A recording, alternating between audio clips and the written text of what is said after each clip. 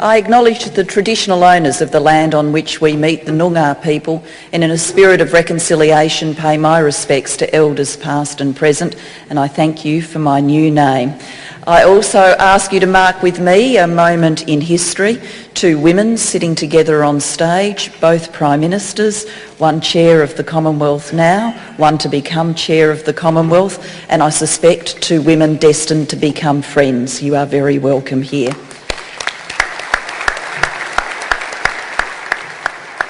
I haven't forgotten the men on stage who have done so much work to make sure that the Commonwealth Business Council continues to be a vibrant organisation and to bring all of us here for this important forum over the next few days. Thank you for everything that you have done.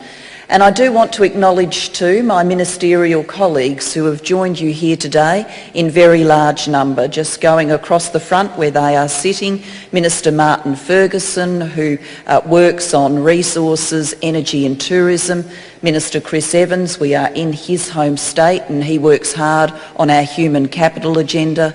Minister Stephen Smith, the Minister for Defence, Dr Craig Emerson, the Minister for Trade, Ms Penny Wong, the Minister for Finance, the Deputy Prime Minister and Treasurer, Wayne Swan, the Minister for Foreign Affairs, Kevin Rudd, and his Parliamentary Secretary, Richard Marles, the Minister for Climate Change and Energy Efficiency, Minister Greg Combay, and Minister Gary Gray, also his home state in Western Australia, who works as the Special Minister of State.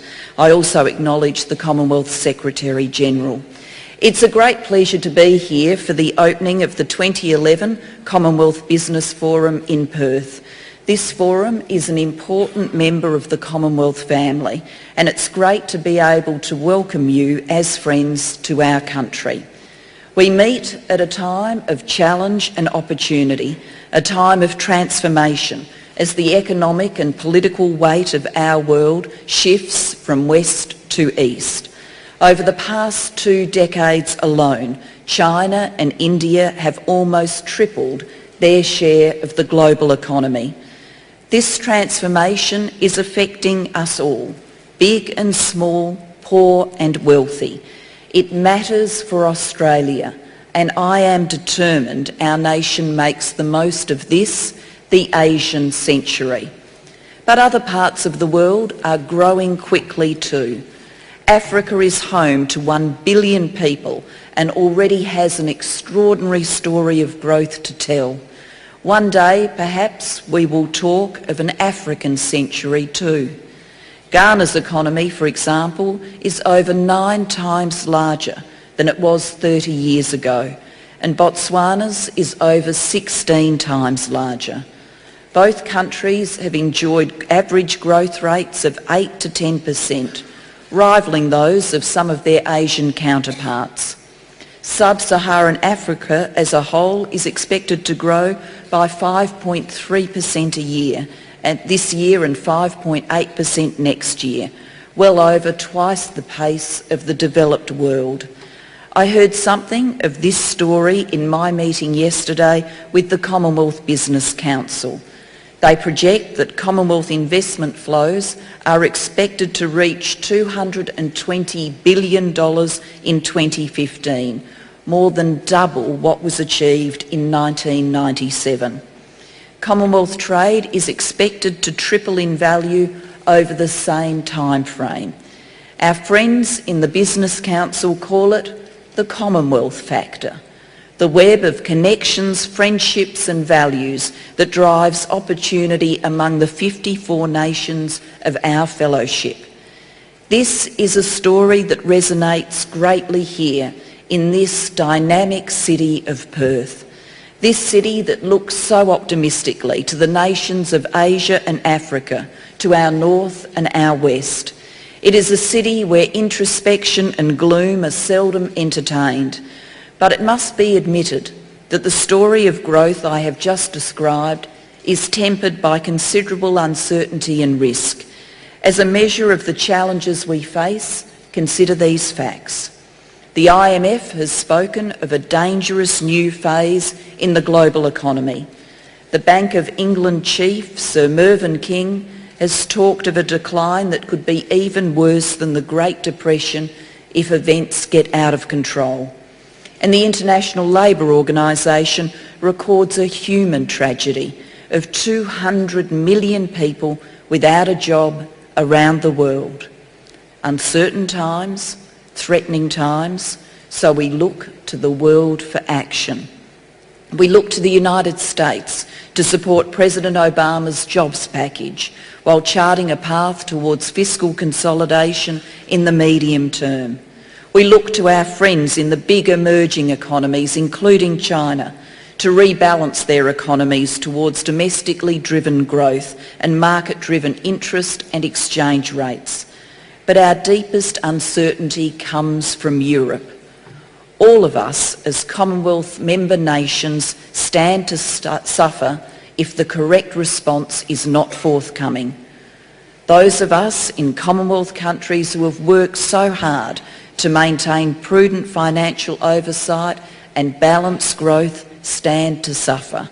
Those of us who have worked so hard, especially in Africa, to boost governance, democracy and the rule of law. Those of us who rely upon the flow of remittances from our workers abroad to sustain our economies at home. It's time for Europe to respond.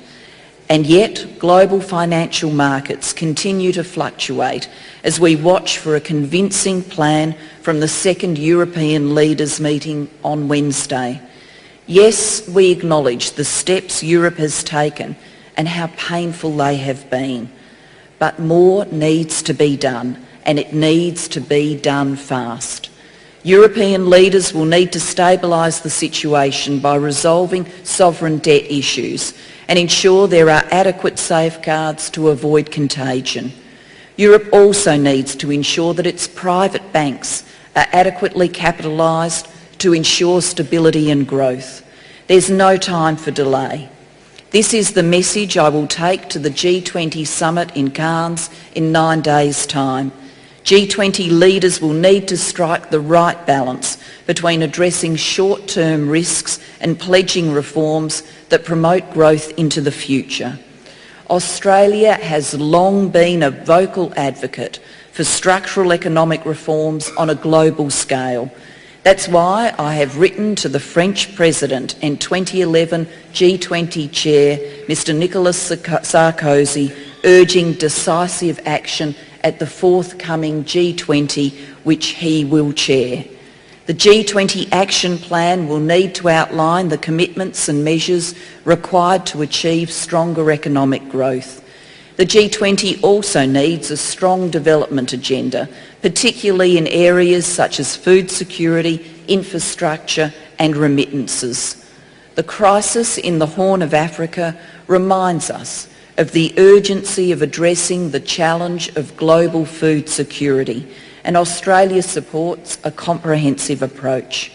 We need concrete initiatives for improving productivity, market transparency and crisis management.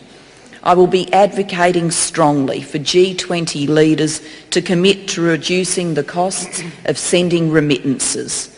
The needs of the developing world must be central to the G20 agenda, not something peripheral, not something remote.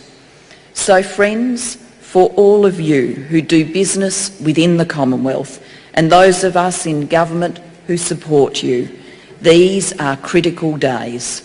Challenging times for Europe and the world, times in which we must prove ourselves equal to the task.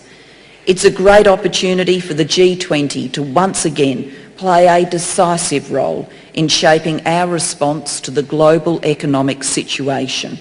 And remember, 1/4 of the G20's members are also Commonwealth members, so we have a real voice. Like in 2008, when we faced a moment of choice that requires absolute clarity of thought and action, we face a similar moment now. To keep the global economy from slipping backwards into a new crisis, and to build the foundations of sustainable growth through partnership and through reform. The road to recovery will not be easy, but I remain optimistic. I believe that world leaders have understood the most fundamental lesson of the global financial crisis, that in this interconnected world, economic problems do not begin and do not end at national borders. So we must not only meet our current challenges, but we must ensure the next phase of world growth is very different to the last. Greater balance and less debt. More investment in the drivers of human capital like skills and healthcare. Rebuilding our cities and our infrastructure. Freer trade and fewer barriers. Less attention to creating exotic financial products and more to creating the goods and services that sustain real growth. Above all, making the transition to a clean energy future that is the only way we will avoid the disastrous consequences of global warming. Of course, you already know all of these things. They are the very topics this forum will work its way through. Now, I know you've come to Perth with your sleeves rolled up, ready to strike deals and form new business partnerships. And I would simply say this: go for it. Seize the moment. With 1,200 participants, 16 heads of government and 150 business leaders here in Perth, you'll never have a better time. And as you network and deal, let me just leave you with the assurance that my fellow leaders and I will be fighting for you at the G20 and beyond. Fighting to build a world where those of you in business who work hard, innovate and take risks have the best possible chance to succeed, create wealth and foster jobs and opportunity for the people of the Commonwealth. With these thoughts in mind, I wish you every success in your deliberations. I look forward to meeting with you at tonight's dinner and the round table on Thursday. And I take very great pleasure in declaring the 2011 Commonwealth Business Forum open for business. Thank you very much.